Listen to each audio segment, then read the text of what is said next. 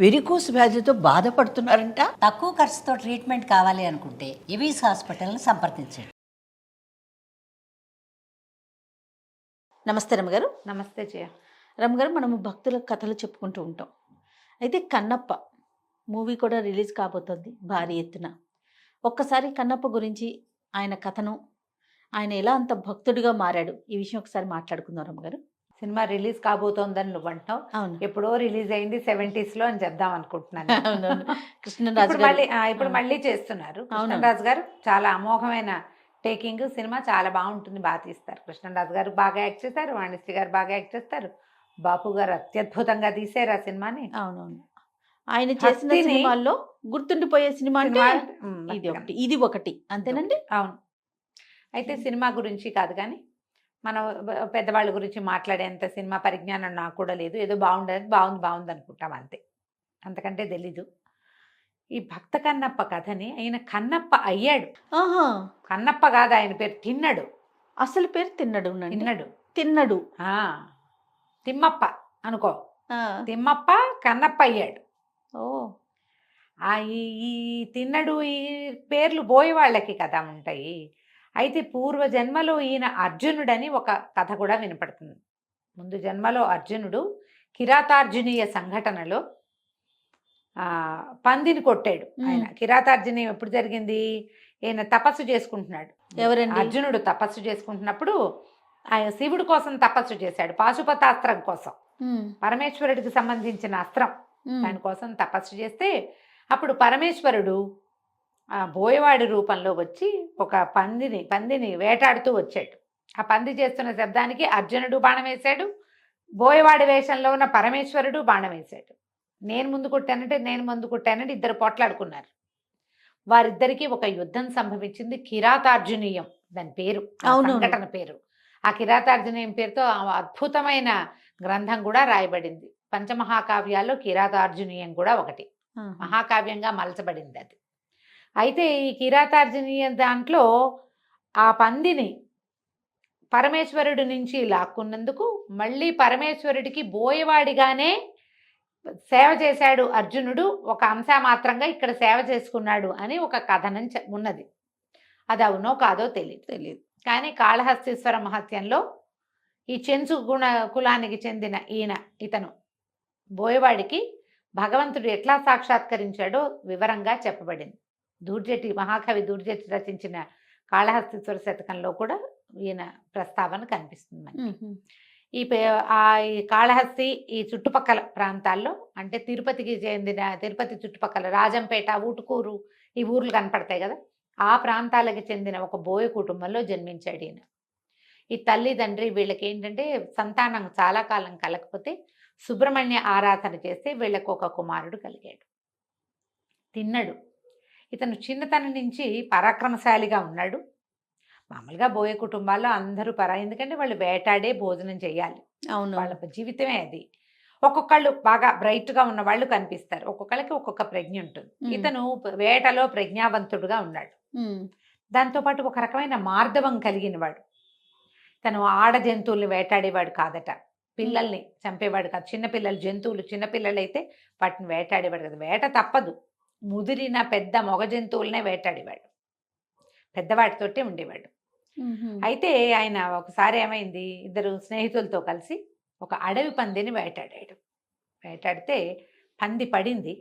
వరాహం దొరికిన తర్వాత వాళ్ళు ముగ్గురు మోసుకెళ్ళారు. దాన్ని మోసుకెళ్ళేసరికల్లా అది ఎక్కడ ఈ అడవిలో వెళ్తూ ఉంటే వాటి వెనకాల పడి వెళ్ళిపోతూ ఉంటారు. కిలోమీటర్లు ప్రయాణం చేస్తారు. ఈ ఊటుకూరు ప్రాంతం నుంచి వీళ్ళు కాళహస్తి ప్రాంతం దాకా వెళ్ళారు.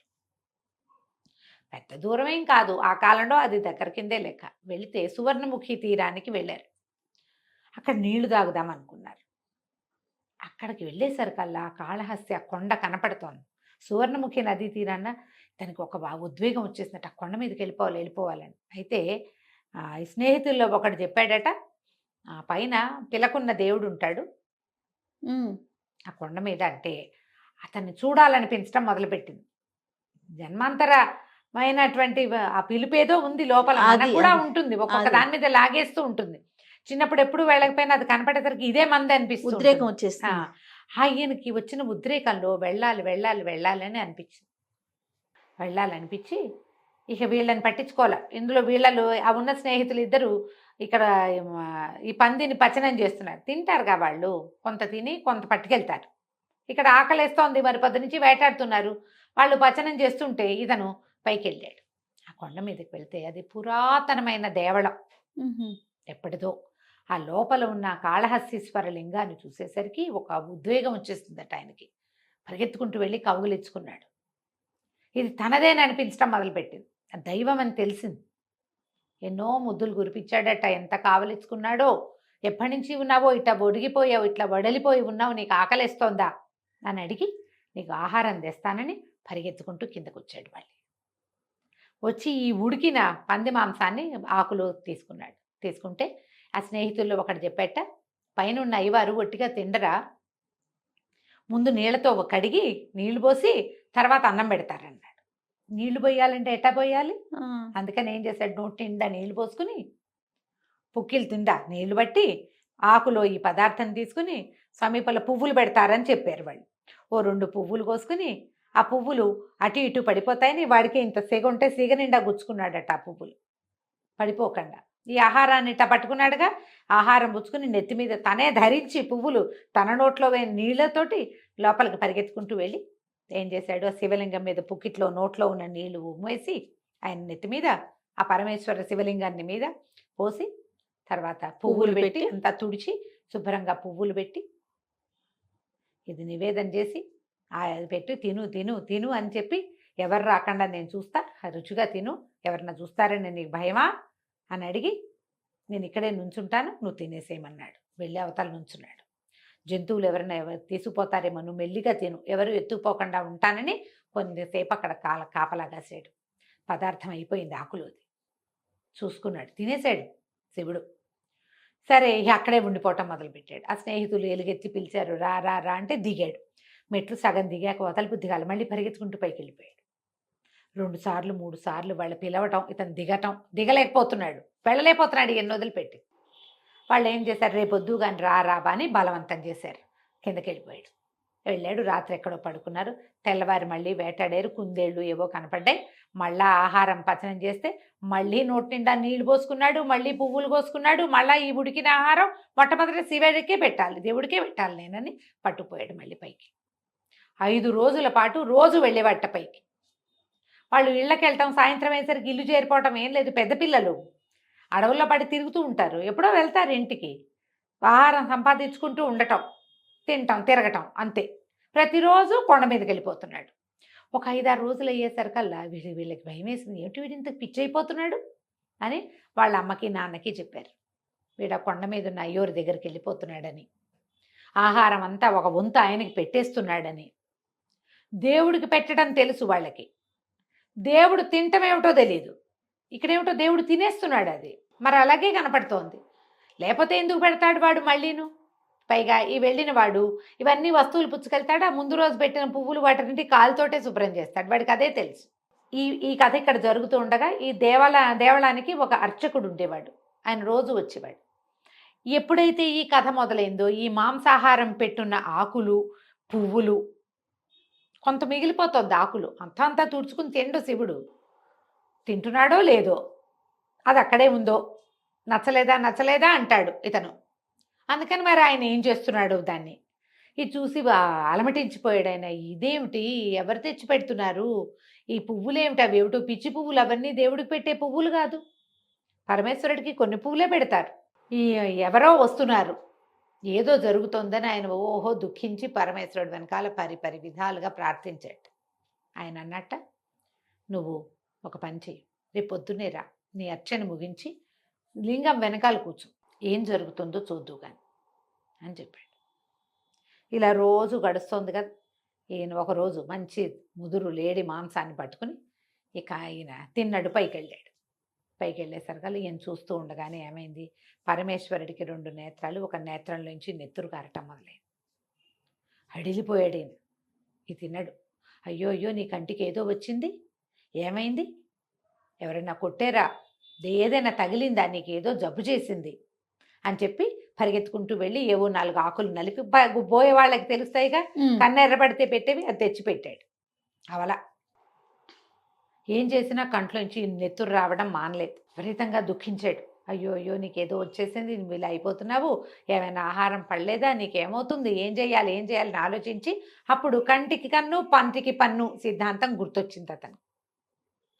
బాగుంది, ఈ కన్ను తీసేసి ఇది పాడైపోయింది, నా కన్ను తీసి పెడతాను నీకు, నా కంటితో చూద్దుగా నువ్వు అని చెప్పి ఏం చేశాడు, తన కన్ను పెకలించి ఈ శివుడి కన్ను తీసేసి తన కంటిని అక్కడ పెట్టాడు. ఆ వెనకాల ఉన్నవాడు నిర్ఘాంతపోయి చూస్తున్నాడు ఏం జరుగుతోందా అని. ఈ ఒక్క కన్ను పెట్టేసరికి రెండో కంట్లోంచి నీరు గారటం మొదలుపెట్టి మళ్ళీ నెత్తురు వస్తుంది రెండో కంట్లోంచి.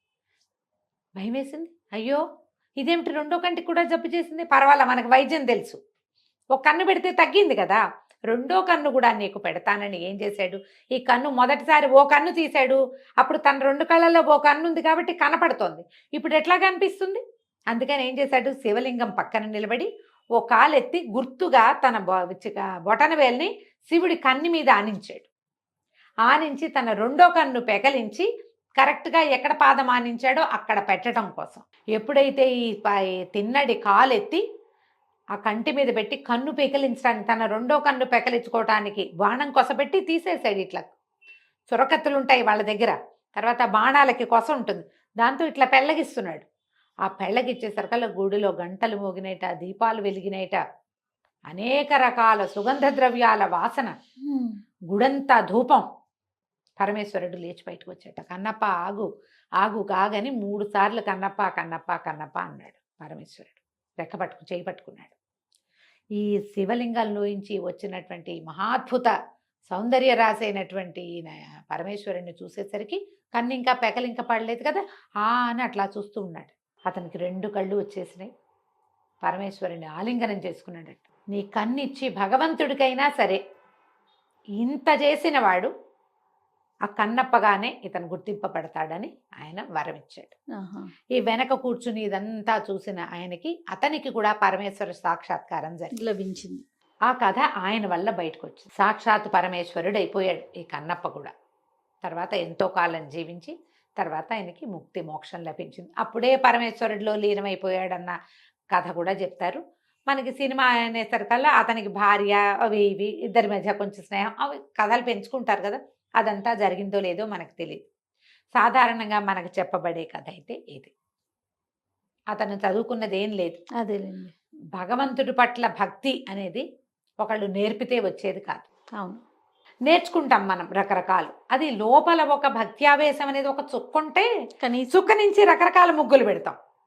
చుక్క ఉండాలి. ఆ చుక్క జన్మాంతరంగా రాబడుతుంది, ముందు నుంచి తెచ్చుకోబడుతుంది, ముందు నుంచి ఉండి. కొంతమంది చూడు ఇళ్లలో అందరూ భక్తి పరులే ఉంటారు, ఒకళ్ళు అథిస్ట్ నేనంటాడు. వాళ్ళు ఏంటో వాళ్ళంతా మడి ఆచారం పూజా వ్రతాలు నువ్వులు బోల్డ్ ఉంటాయి, వీళ్ళకి ఏ ఆసక్తి ఉండదు. వాడికి కూడా ఎప్పుడో కలిగితే కలగచ్చు, కలగని వాళ్ళని కూడా మనం చూస్తాం. అవును, ఈ భక్త్యావేశం అనేది అతనికి సహజంగానే కలిగిందని చెప్పబడుతుంది కథల్లో. ఆ సువర్ణముఖి నది తీరానికి వచ్చి ఆ కాళహస్తీశ్వరుని చూసేసరికి నేను అట్టడవిలో ఎందుకున్నావు, నువ్వు ఒక్కడవే ఎలా ఉన్నావు, ఆ శివలింగం మనం లింగం అని చెప్పుకుంటామా, అక్కడ వ్యక్తిగానే ఇతనికి కనపడ్డాడు. అది లింగంగా అని అనుకోవడానికి వీల్లేదు. ఒట్టి రాయిని చూసి అతను ఆకర్షింపబడ్డాడంటే అందులో ఒక సౌందర్య విశేషం తెలిసింది, అతనికి కనిపించింది, అంతే. ఆయన కనపడింది. భక్త్యావేశం వల్ల అతని లోపల ఉన్న మార్ధవాన్ని భగవంతుడు పెంచాడు. చూడు కథ ఎంత బాగుంటుందో. సినిమా కూడా బాగా తీశారులే, పాత సినిమా బాగుంటుంది, మరి లేటెస్ట్ది అవును చూడాలి. కానీ తెలీదు మనకి ఇప్పుడంతా బోల్డ్ టెక్నాలజీలు పెరిగాయి కాబట్టి అవునవును, బోల్డ్ అన్ని గ్రాఫిక్స్ గిఫిక్స్ చాలా రకాలు యాడ్ చేసి ఉండొచ్చు. కథ ఇది. ఈ భక్త కన్నప్పని మనం భక్తాగ్రగణ్యులుగా చెప్పుకుంటాం. ఈయన శివుడిని ఏమని పిలిచాడు, ఏం మాట్లాడాడు, శివుడికి ఏం పెట్టాడు, ఆయన పెట్టలేదా, మేము పెడితే తిండా, ఇలాంటివి మాట్లాడతారు. అసలు మాట్లాడచ్చమ్మా? అస్సలు మాట్లాడడానికి ఏమైనా రమ్మగారు, అసలు ఏమిటి ఇది, ఆయనకి అసలు అతనేమిటి, ఆ కాలం ఏమిటి, అది కదా చూడాలి. అది కదా మనము అతను ఒకళ్ళేలా అవుతాం, ఒకళ్ళ అవ్వం కదా. పోల్చుకోవటానికి కూడా అసలు ఆ మాటలు ఏమిటో జనాలంతా అలా చాలా సులువుగా. అద్భుతమైన భక్తుడు కదా రమ్మగారు, అద్భుతమైన. కాళహస్తీశ్వర మహత్యంలో శ్రీకాళము చెప్తాం కదా, మన సాలిపురుగు పాము ఏనుగుతో పాటుగా ఈయన కూడా శ్రీకాళహస్తీశ్వరుడి యొక్క పరమాద్భుత భక్తులలో అగ్రగణ్యుడు కన్నప్ప. కన్నప్ప కూడా దేవాలయం ఉంది కదా, అక్కడ కన్నప్ప అవును. గుడి ఉంది కదా, అవును. పైన కొండ మీద ఉన్నట్టుగా కనిపిస్తాడు. ఆ ధనుర్బాణాలు అవి ధరించి తిరిగేవాడని, తను వేటగాడుగా ఉండే ఇలా మహాభక్తుడుగా మారాడంటారు. కన్నప్ప నాయనార్ అంటే నాయనార్ల గాథలు చెప్పుకున్నాను చూడు, అవునవును. ఈయన్ని కన్నప్ప నారిని నేత్రేశ నాయనారుగా చెప్తారు. సంస్కృతంలో నేత్రేశుడు ఇతని పేరు, కళ్ళు ఇచ్చారు కళ్ళు కాబట్టి. ఇచ్చాడు కాబట్టి. అది కథ. అద్భుతమైన భక్తుడు. మరి వచ్చే సినిమా కూడా చాలా చక్కగా ఆడాయి, సక్సెస్ని పొందాలని అనుకుందాం రమ్య గారు. నమస్తే. నమస్తే.